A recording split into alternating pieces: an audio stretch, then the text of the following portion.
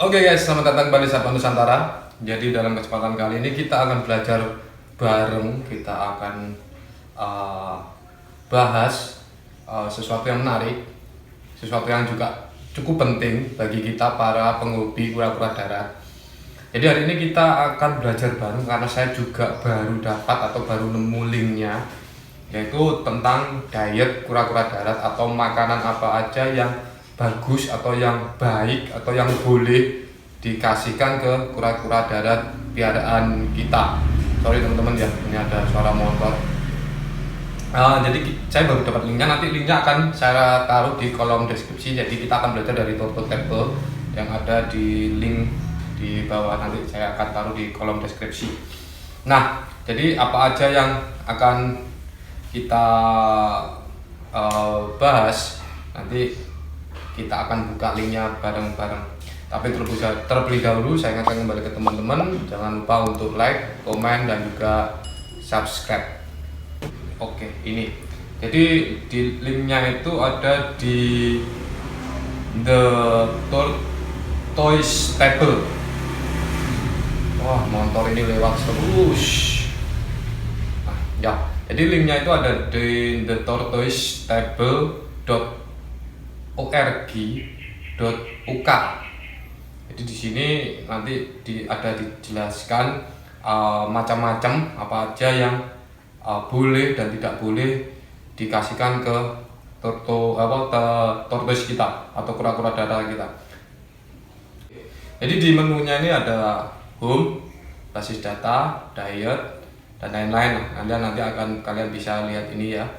Nah, tapi kita akan lihat yang diet. Kita langsung klik aja yang diet.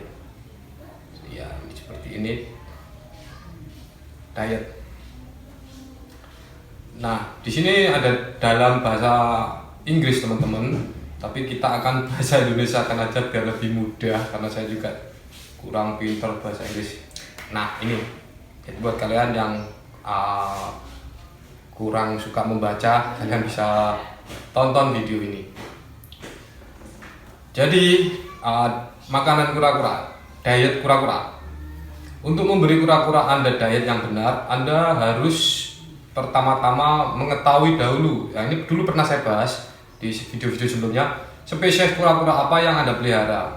Dan kalian harus tahu persyaratan diet yang spesifik atau yang baik bagi dia. Karena mungkin mereka berbeda karena kura-kura itu berbeda dari spesies satu dengan spesies kura-kura yang lainnya. Jadi seperti itu teman-teman. Itu untuk dietnya ya. Jadi kalian harus paham dulu kura-kura apa yang kalian pelihara, kura-kura jenis apa yang kalian pelihara, dan kalian harus cari tahu dietnya itu apa karena setiap kura-kura itu berbeda-beda teman-teman. Terus yang kedua, seberapa sering Anda harus memberi makan kura-kura? Kalau saya pribadi, saya 1 minggu sekali pasti akan saya puasakan 1 kali, dimana tujuan saya itu untuk membuat dia itu nggak bosen dengan makanannya, membuat nafsu makannya itu tetap terjaga gitu loh. Kalau saya pribadi, ya ini tapi di sini juga ada beri makan tukik atau kura-kura muda. Jadi tukik atau kura-kura muda atau kura-kura kecil, baby, setiap hari itu dibagi menjadi 2 porsi. Jadi dikasih pagi dan sore kalau untuk tukik. Terus kura-kura dewasa dapat diberi makan setiap hari, dan Anda dapat memilih untuk tidak memberi makan selama 1 hari ini sama dalam 1 minggu. Itu sama kayak yang saya lakukan dengan piaraan saya. Jadi 1 minggu itu saya liburkan sekali untuk yang dewasa ya teman-teman. Kalau untuk baby rutin saya pagi dan sore, biasanya pagi dan malam juga, itu 2 kali. Terus yang ketiga, berapa banyak Anda harus memberi makan kura-kura Anda? Jadi berapa banyak porsinya teman-teman. Jadi di sini dijelaskan, di alam liar banyak spesies kura-kura hidup di daerah panas dan kering, di mana makanan langka dan mereka harus berjalan jauh untuk mendapatkan makanan mereka. Dan di penangkaran kami sering memberi kura-kura kami makanan dalam jumlah besar dan mudah bagi mereka untuk makan berlebih. Nah, tapi itu tidak baik untuk pertumbuhan cangkang dan masalah kesehatan lainnya. Jadi gini teman-teman, di alam mereka itu harus susah payah dulu untuk mencari makan. Jadi kalau kita piara harus kita kasih makanan dan nutrisi yang berlebih, itu malah nggak bagus bagi kura-kura kita karena akan mempengaruhi entah itu pertumbuhan cangkang, entah itu masalah kesehatan lainnya, misalkan BS dan lain-lain atau apalah. Jadi terus kita lanjutkan baca, ada beberapa pedoman longgar tentang beberapa banyak yang harus mereka makan, bla bla bla, daun dan bunga yang cukup untuk membuat selimut kecil untuk menutupi cangkangnya adalah dengan memberikan pola pertumbuhannya. Oh, jadi kita harus kasih makan itu memperhatikan polanya buat teman-teman, pola pertumbuhannya. Jadi kita makan seperti halnya yang tadi yang di kedua tadi itu, kalau tuke kita kasih pagi dan sore dan itu secukupnya aja. Jadi kalau yang kasih makan pelet saya rasa agak sedikit hindari. Sampai saya lebih kura-kura ini NB atau catatan, spesies yang lebih besar seperti kura-kura leopard dan sulcata biasanya memiliki tingkat pertumbuhan yang berbeda pada berbagai tahap perkembangan, sehingga pedoman ini tadi kalau makanannya itu bervariatif dan lain-lain, itu akan rata-rata perkembangannya itu 1 gram per bulan sampai 3 gram beratnya, tapi beda dengan sulcata dan pardalis itu. Terus variasi makanan, cobalah untuk menaruh berbagai macam daun dan bunga yang aman untuk kura-kura Anda. Jadi kalian harus cari tahu dahulu tanaman atau bunga atau sayuran apa atau buah-buahan apa yang aman buat kura-kura kalian. Lakukan dan terbaik untuk memberinya makan yang bervariasi ya, itu dulu juga pernah saya bahas. Kasih makanan mereka itu bervariasi teman-teman, ganti terus, itu lebih baik karena untuk menjaga pola nafsu makannya. Oke, di alam liar diperkirakan banyak kura-kura memakan sekitar 200 spesies tanaman yang berbeda. Ini kecuali sulcata dan pardalis, karena sulcata dan pardalis hidup di padang gurun di mana mereka itu hanya memakan rumput-rumputan. Jadi sulcata itu bagusnya ya memang rumput-rumputan teman-teman. Ingat-ingat, sulcata itu bagusnya rumput-rumputan.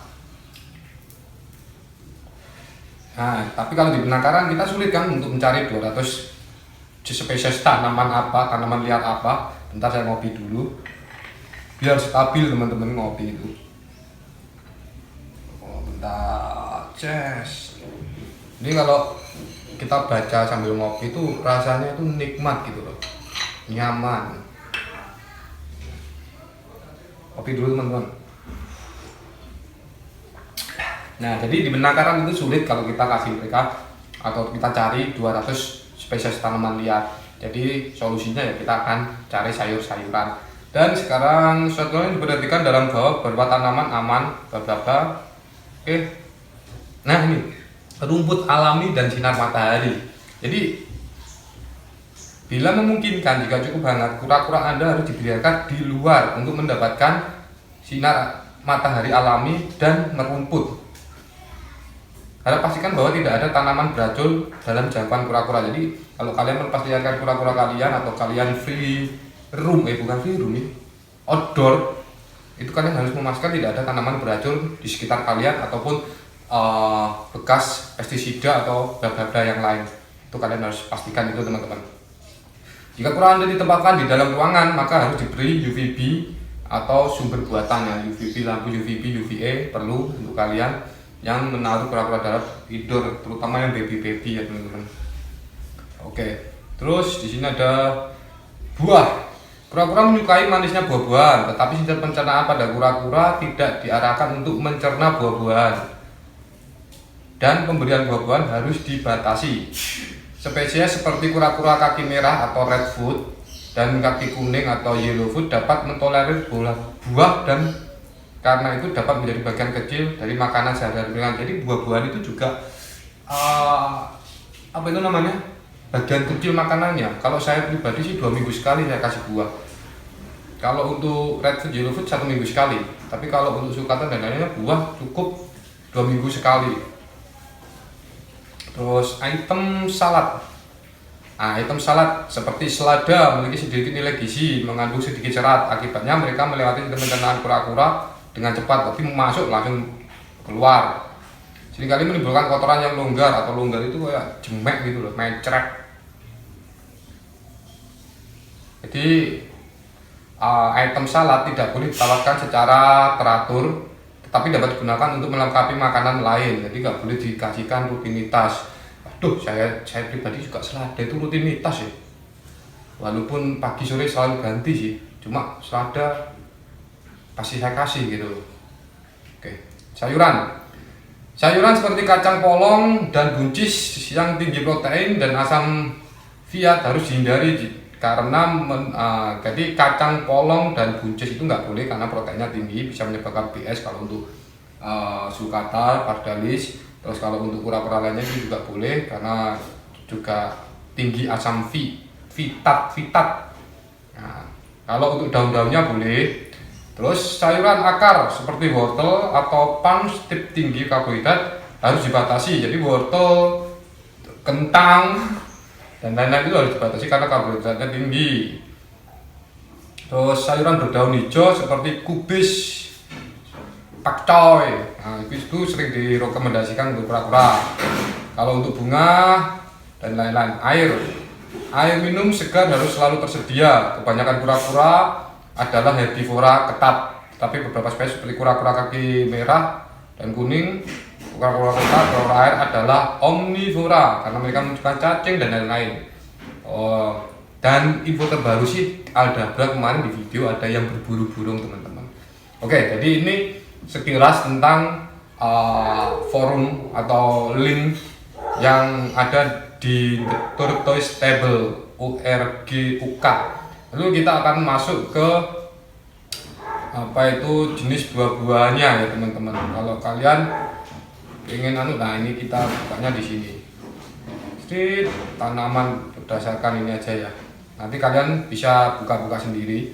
Dan ini saya cuma merekomendasikan aja, jadi sedikit-sedikit aja.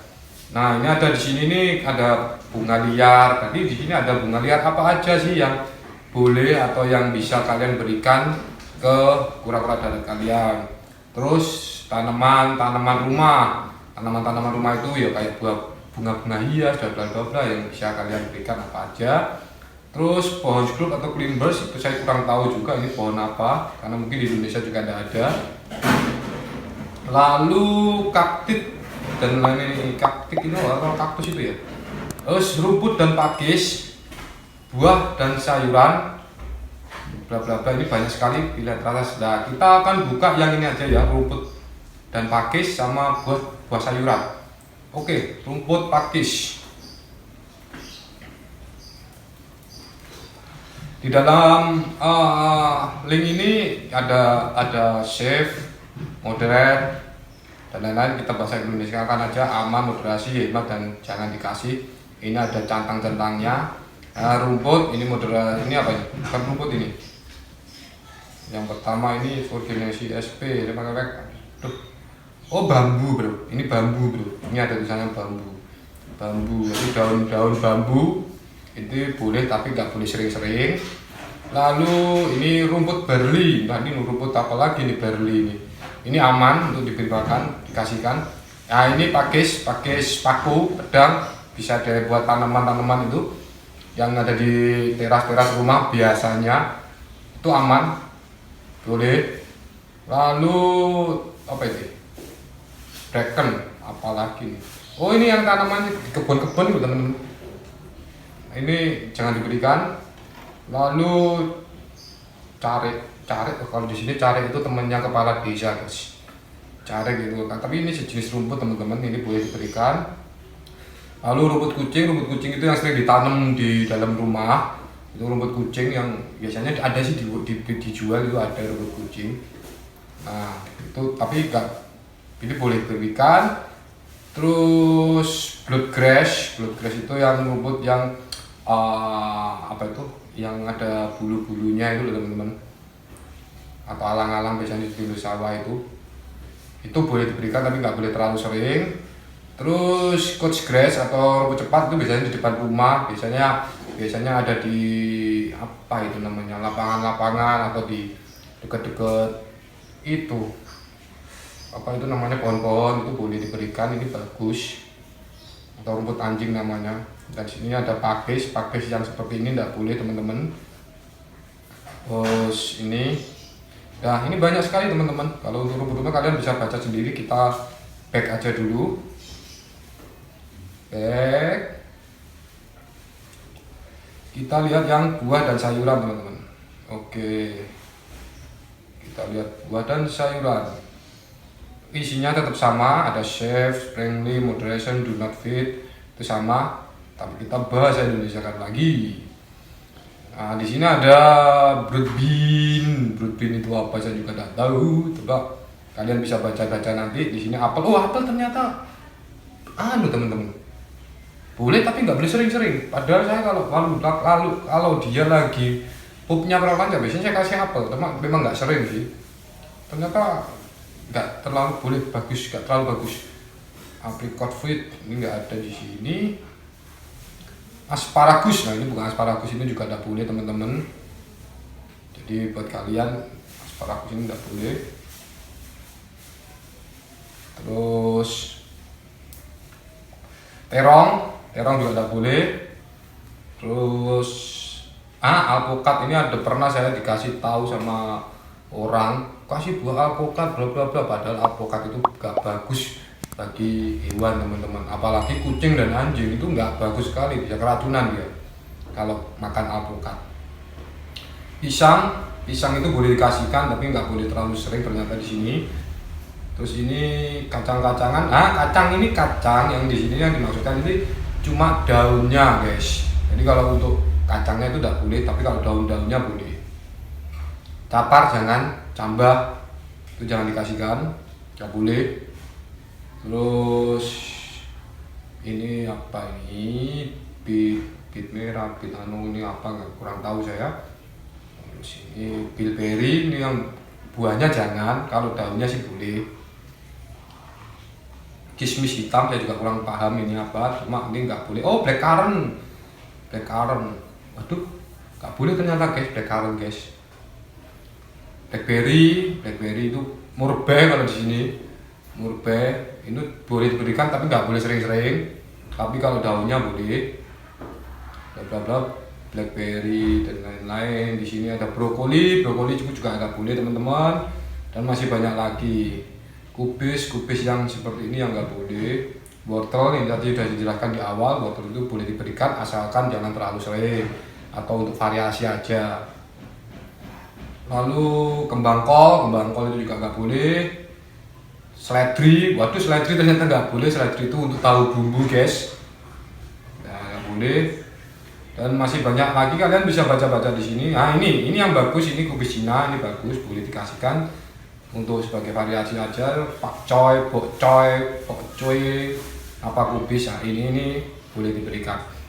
Dan kalian bisa baca-baca lagi banyak di sini. Nanti mulai dari ini ada jeruk nggak boleh diberikan, ada jagung nggak boleh diberikan, bla bla bla. Kalau daun jagung boleh sih, tapi kalau jagungnya nggak boleh, bla bla bla. Timun itu untuk variasi aja. Jadi masih banyak lagi teman-teman, kalian bisa baca di sini.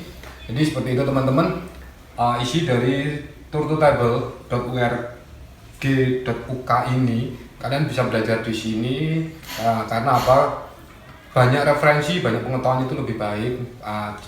Tapi juga baik juga kalau kalian itu bisa belajar dari teman kalian yang sudah memelihara, dari breeder di Indonesia yang sudah berpengalaman. Kalian bisa belajar di situ, karena menurut teori pun juga belum tentu benar. Tapi lebih baik kalau kita udah baca teorinya, kita juga tahu dari orang yang sudah praktek, itu lebih bagus teman-teman. Oke, sekian dulu video kita hari ini, dan jangan lupa untuk like, komen, dan juga subscribe, share video ini jika bermanfaat bagi kalian. See you next time.